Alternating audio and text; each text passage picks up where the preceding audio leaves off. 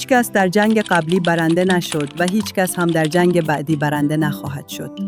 این جمله‌ای بود که النور روزولت سالها پیش گفت و اگر تاریخ رو نگاه کنیم سخت میشه باهاش مخالفت کرد. جنگ‌ها شهرها رو نابود میکنن، اقتصادها رو فرسوده میکنن و معمولاً برای همه طرف‌ها هزینه‌های سنگینی دارن. اما یک نکته عجیب همیشه وجود داره. تقریباً در هر بحرانی یک نفر جایی در دنیا هست که از آشوب سود میبره و بحران اخیر ایران هم از این قاعده مستثنا نیست. در حالی که نگاه همه به موشک‌ها، پایگاه‌ها و درگیری‌های نظامی دوخته شده بود، دو کشور بودند که احتمالاً بیشتر از همه تحولات اقتصادی این بحران رو زیر نظر داشتند: روسیه و چین. دو کشوری که حتی مستقیماً وارد این درگیری نشدند، اما هر دو از پیامدهای اقتصادیش سود بردند. برای روسیه این بحران تقریباً شبیه موهبتی غیرمنتظره از آسمون بود. کشوری که وارد 4مین سال جنگ اوکراین شده، جنگی که قرار بود ظرف چند روز تمام بشه، اما حالا به یکی از پرهزینه‌ترین درگیری‌های قرن تبدیل شده.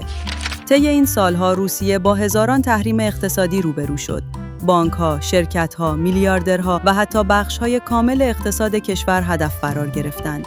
هدف غرب هم از این تحریم‌ها روشن بود. هزینه جنگ باید اونقدر برای روسیه بالا بره که ادامش غیر ممکن بشه. اما اقتصاد روسیه سقوط نکرد.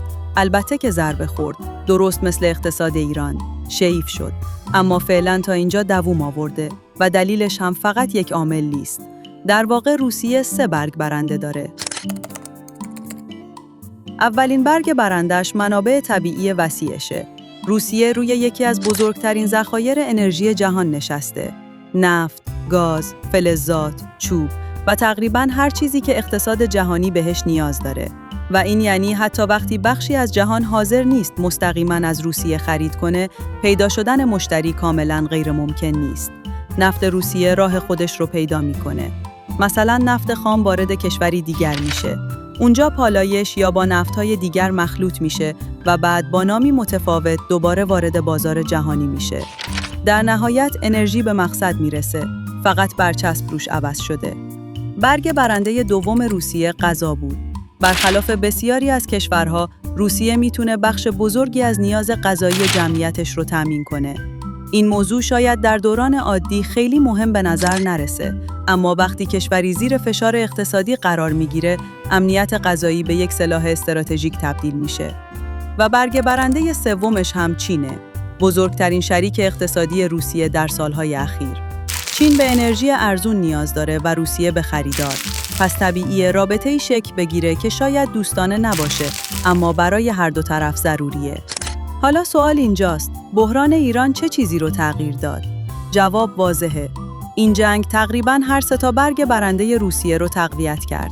وقتی تنش در خاورمیانه بالا میره، اولین چیزی که واکنش نشون میده بازار انرژی هست، چون بخش بزرگی از نفت جهان از منطقه خلیج فارس عبور میکنه و هر گونه تهدید برای عرضه نفت بلافاصله قیمت‌ها رو بالا میبره.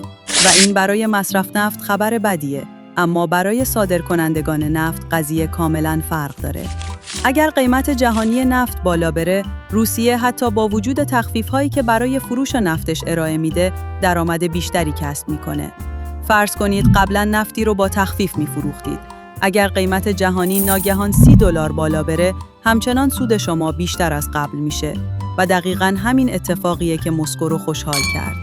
اما این فقط مسئله قیمت نیست. وقتی کشورهای مختلف با کمبود انرژی روبرو میشن، اولویت‌هاشون تغییر میکنه.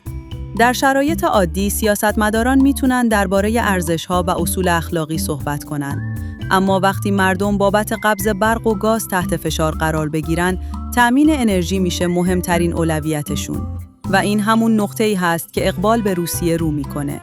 برخی کشورها که قبلاً حاضر نبودن حتی به انرژی روسیه فکر کنن، حالا از مسیرهای غیر مستقیم دوباره به بازار روسیه نزدیک شدن.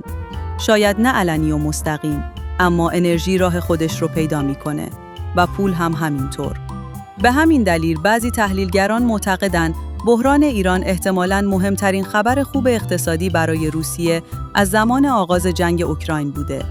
بحرانی که برای مسکو 3 چیز ارزشمند خریده: زمان، پول و مهمتر از همه، کاهش تمرکز افکار عمومی جهان بر جنگ اوکراین. اما روسیه تنها کشوری نیست که از این تحولات سود برد.